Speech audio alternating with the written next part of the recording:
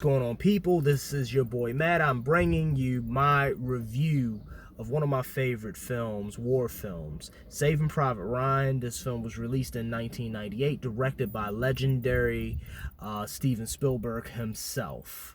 And this film is based on, coming from him, a passionate gift to his father, who was a World War II veteran. He teamed up with Tom Hanks to do this, and it went on to achieve critical acclaim, winning 5 Oscars, including Best Picture of the Year, and it has been preserved by the Film Registry as being culturally significant.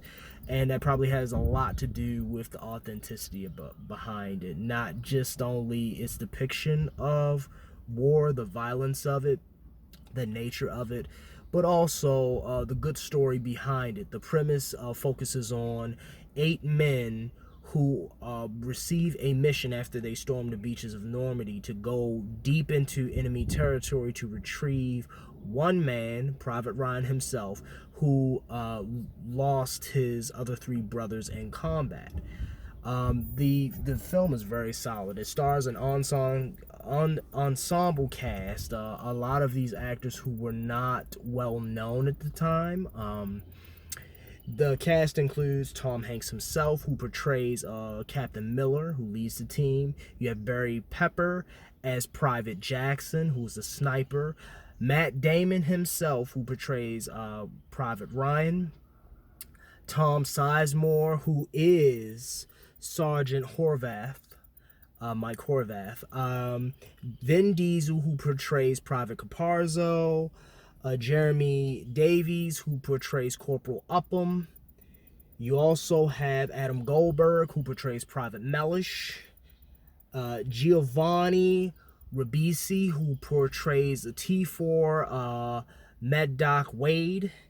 And Edmund Burns, who portrays Private Ri-vyoo. Now that is, with the exception of Matt Damon as Private Ryan, that is the core 8 men who are going on this mission to save Ryan. So I think what this film really tackles well, some of the themes: war, of course, the effects of it, the violence within it, the death, the sheer carnage, and how that affects the soldiers mentally, physically, spiritually. Like, it's a question. It challenges their morals. It challenges their humanity. And specifically, Captain Miller himself, Tom Hanks. I think Hanks did a terrific job portraying a officer who has to make life or death decisions. Terminology that I heard once in a book that was about war, spending lives.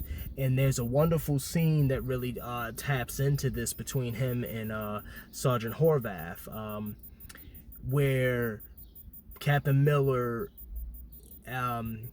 explains how many men he's lost under his command. And the way he tried to justify that is by saying, well, these men, I made the decisions I made based on the mission that I had to carry out. These men died to save this many amount of lives. Like maybe every one soldier saved like 10 or so forth and so on. And that's how he is able to wrestle with that. That's how he's able to find his own peace with it. Myself personally with this film, personal anecdote, I will never forget going to see it with my dad. My dad is a huge war film buff, and he loved history too. He told me once if he could go to college, he would have studied history and probably taught it. But I remember going to see this film. My father's was not squeamish by any means, but the first 10 minutes of that film, when it showed the battle at Omaha Beach, he leaned over and said to me in all seriousness, "Son, if you're ready, we can go. If you want to leave, we can go." And, there have been other war films in years that have done a good job with depicting carnage, but I don't think any of them had achieved this level of it. And so, no, I was hooked in. I was in. I mean, the cinematography was beautiful. what I come to learn doing some background research, the Battle of Omaha Beach, that cost $11 million alone. They had about 1,000 extras to help film that scene. It was done over the course of a week. According to Spielberg, there was no storyboard used at all with the advancements, day by day trying to do it. They even had amputees, veteran amputees, come on to using prosthetics to do a performance to really show more of a realistic depiction of men losing their limbs. And to me, that is crazy that they were able to do that they were willing to do that. This film was a tearjerker for me too. Like, it really was. Like, are 8 men, the lives of 8 men, worth one? Like, could I have been the one to make that judgment call? The awesome thing about it too is there are a lot of cameo appearances from other actors, notable actors. Paul Giamatti, who comes in as a Sergeant Hill, and he was kind of funny. I mean, despite the fact that this film is is a war film, it does have its moments, its endearing moments. You have Ted Danson, who comes in as Captain Miller, and you also have Max Martini. I've seen him in a few films before. I've seen him in Pacific Rim. He was really cool in that. I've also seen him play a role in, he had a villainous role in one of my favorite series called Castle. He was Corporal Henderson. And then Bryan Cranston. We all know who Bryan Cranston is. If you don't, then you need to start watching some stuff. Bryan Cranston is an amazing actor. And he has a small role as a War Department colonel. You see him very early on in the film. All in all, Saving Private Ryan has beautiful cinematography, a very strong story with his depiction of these men who are soldiers. They're still living souls, and they went through hell. And this is an ode to the veterans who did survive, the ones we did lose, and ones we did lose. And I tip my hat to them. Brave men.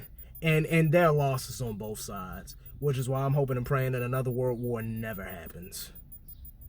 And I'm actually regretful that we had the first two. But this is a very good film. Watch it. It is long. It's about 3 hours long, close to it, and wonderful performances. And it actually inspired the Medal of Honor game. It inspired Tom Hanks to hook up with Spielberg again to do the HBO series Band of Brothers, which I am going to check out. And have a look at it yourselves, guys. Guys and gals, bring out your boxes of tissue, though. And you may have to watch this in pieces if you can get through it. Because it's real. It's real.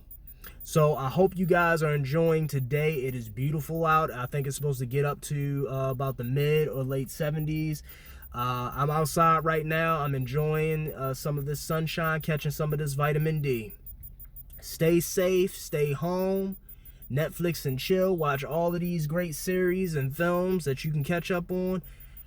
If you like my review, hit that button and share it. Subscribe to my YouTube channel. Have a good one. Peace.